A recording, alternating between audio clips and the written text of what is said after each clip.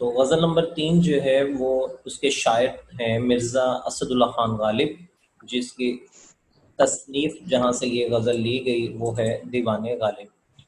تو تعارف ڈیفینیٹلی آپ نے جو ہے یہ ساری ریڈنگ کی ہوئی ہے، اور آج کا جو مین مقصد تھا اس کلاس کا، ایک تو آپ سے آؤٹ پٹ لینا، اور دوسرا جو ہے وہ اگر آپ وہ بچے جن کے پاس جو ہے وہ نوٹس نہیں ہیں یا جو ہے وہ کوئی اور مسئلہ ہے تو وہ ساتھ آپس میں ڈسکس کیا جا سکے۔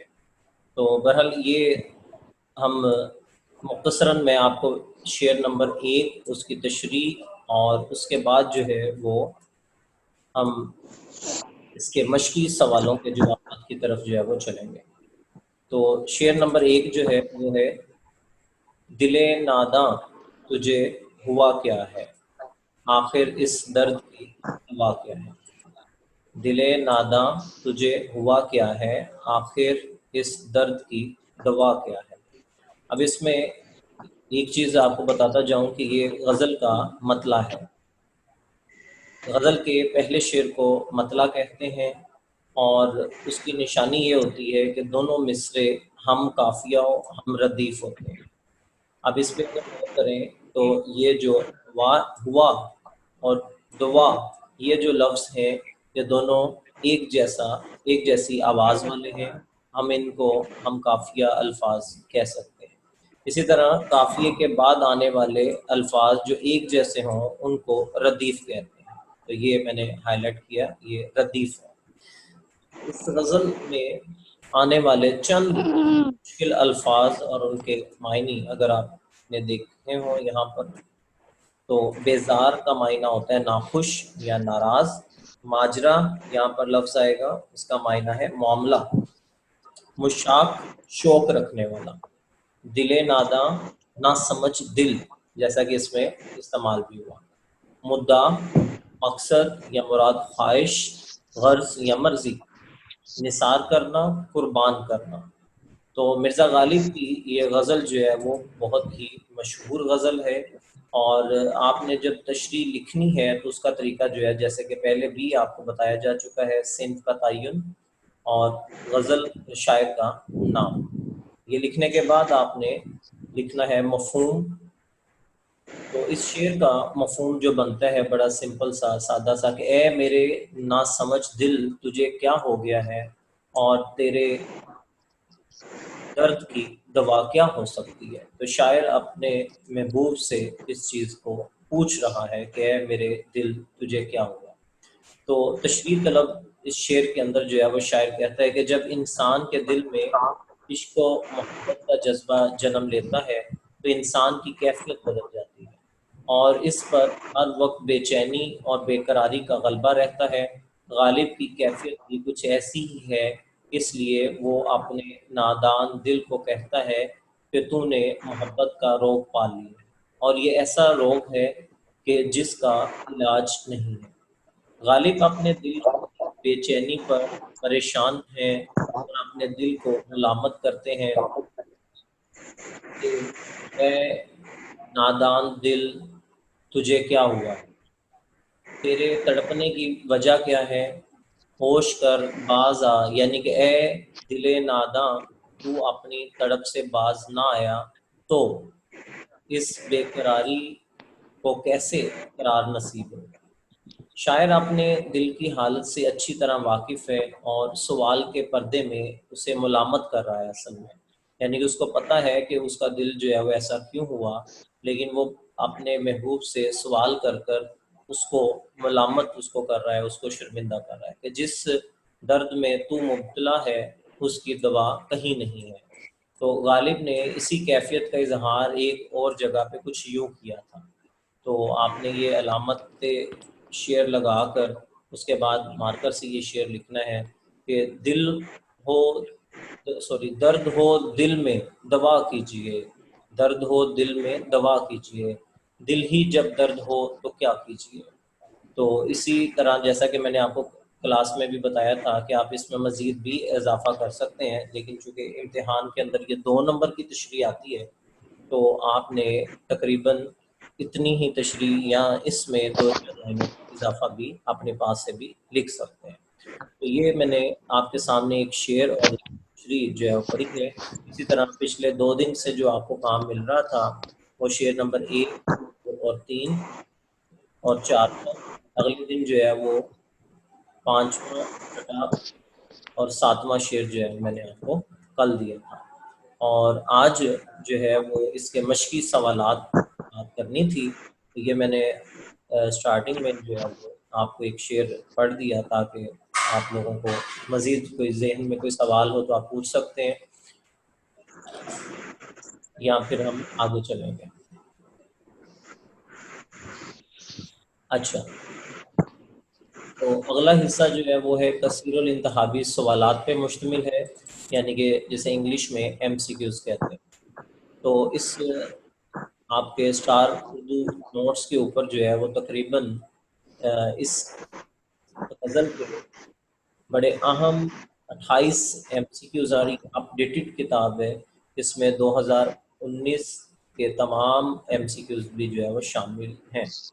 تو یہ وہ تمام ایم سی کیوز ہیں جو بورڈ کے مختلف پیپروں میں جو ہے وہ پوچھے جا چکے ہیں. تو یہ آپ نے اچھی طرح سے اس کو یاد کرنا ہے. آخر میں آپشنز بھی دی گئی ہیں.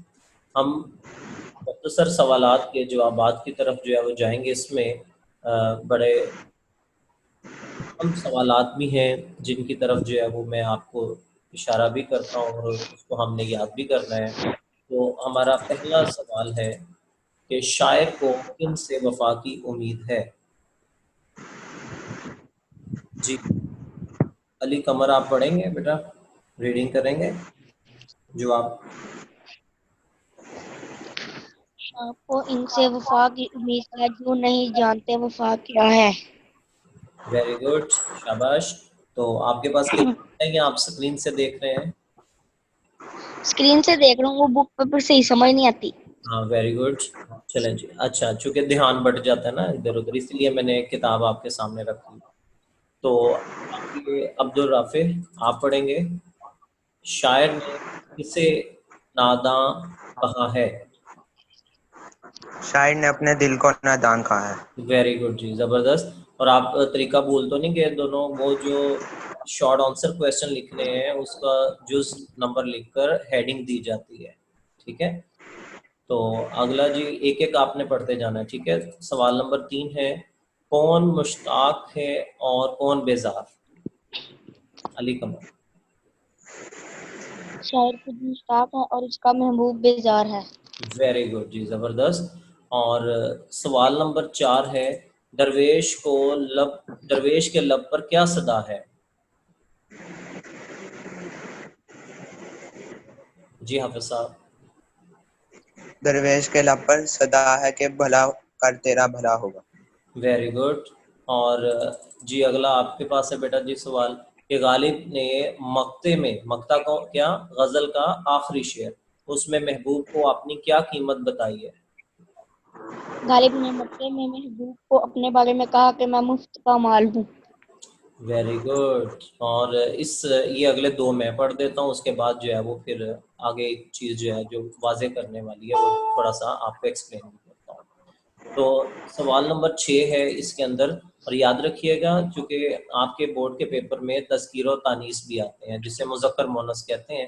تو کہا یہ گیا ہے کہ اس میں سے مذکر اور مونث علیحدہ علیحدہ کیجیے. تو صدا، جان، دل، مدعا، ماجرا، دعا. اب اس میں سے جو ہے جو مذکر الفاظ ہیں بیٹا وہ یہ لکھے ہوئے ہیں دل، مدعا، ماجرا. اور مونث الفاظ جو ہیں وہ یہ ہے صدا. صدا کا مطلب ہوتا ہے آواز. جان جو جسم میں جان ہے. دعا پرے، دعا کی جاتی. ٹھیک ہے جی. تو یہ ہم نے اس میں سے جو ہے وہ مذکر اور مونث الگ الگ کرنے ہیں. اگلا بڑا اہم سوال ہے جو کہ آپ شاید پہلی دفعہ پڑھ رہے ہو، وہ ہے کنایا سے کیا مراد ہے؟ آتا ہے دونوں میں سے کسی کو پہلے سے کنایا کسے کہتے ہیں؟ نہیں. اوکے چلیں بیٹا سمجھیے کہ کنایا ایسے الفاظ کے مجموعے کو کہتے ہیں جو مجازی یا غیر حقیقی معنوں کے لیے استعمال کیا جائے. کنایا کے معنی مجازی معنی لغوی معنی سے کچھ نہ کچھ تعلق رکھتے ہیں، مگر یہ تعلق تشبیہ کا نہیں ہوتا. تشبیہ کا تو پتہ ہے نا آپ کو، ایک چیز کو دوسرے کی مانند قرار دینا. تو یہاں پہ تشبیہ کا تعلق نہیں ہوتا، لیکن ہوتے وہ غیر حقیقی معنوں میں استعمال ہوتا ہے، لیکن لگتا ہے ایسے ہی ہے جیسے حقیقی ہو. جیسے اس کو، یہ ایگزامپل جب ہم کوٹ کریں گے نا تو اس کو، یہ میں تھوڑا سا آپ کو واضح کرتا ہوں.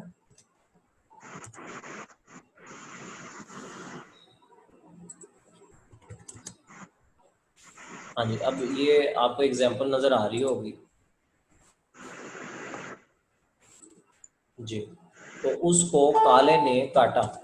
اب یہ یہاں پر کالے نے کاٹا سے مراد جو ہے وہ لیا جا رہا ہے، کالے سے مراد ہے سانپ. تو سانپ کنایا کے طور پر استعمال ہوا ہے اس جملے کے اندر، کہ وہ ہو بہو کالا تو کوئی کوا بھی ہو سکتا ہے، لیکن ضروری تو نہیں ہے. لیکن یہاں پر جو ہے وہ کنایا کے طور پر استعمال ہوگا. اسی طرح اگر ہم ایک جملہ میں لکھتا ہوں جی، دونوں نے بتانا، اس کے ہاتھوں کے طوطے اڑ گئے.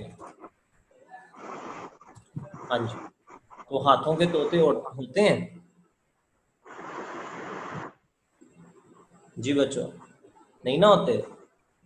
نہیں. ہاں جی، تو اسی لیے ایسے الفاظ جو کہ ہم اگر جو ہے وہ غیر حقیقی معنوں میں استعمال کیے جائیں تو ان کو کنایا کہتے ہیں. تو یہاں پر یہ تشبیہ استعارہ جو چیزیں ہیں اس کے ساتھ ساتھ آپ نے اس کو بھی ذہن میں رکھنا ہے. یہ 2 نمبر کا سوال جو ہے وہ ایگزامپل کے ساتھ پوچھا جا سکتا ہے بورڈ میں. ٹھیک ہے، سمجھ آ گئی ہے اس کی آپ کو؟ یس. اوکے، زبردست. اور کوئی آپ کے ذہن میں سوال ہو تو آپ پوچھ سکتے ہیں بیٹا. اور آج کا آپ کا جو ہوم ورک ہے وہ یہی ہے کہ آپ نے اس پوری غزل کے شارٹ آنسر کویشچن اور ایم سی کیوز جو ہے وہ یاد کرنے ہیں.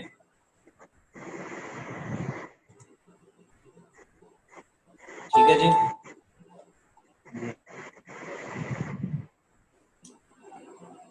جی جناب، سمجھ آئیے آپ لوگوں کو دونوں کو؟ یس. جی علی قمر بیٹا.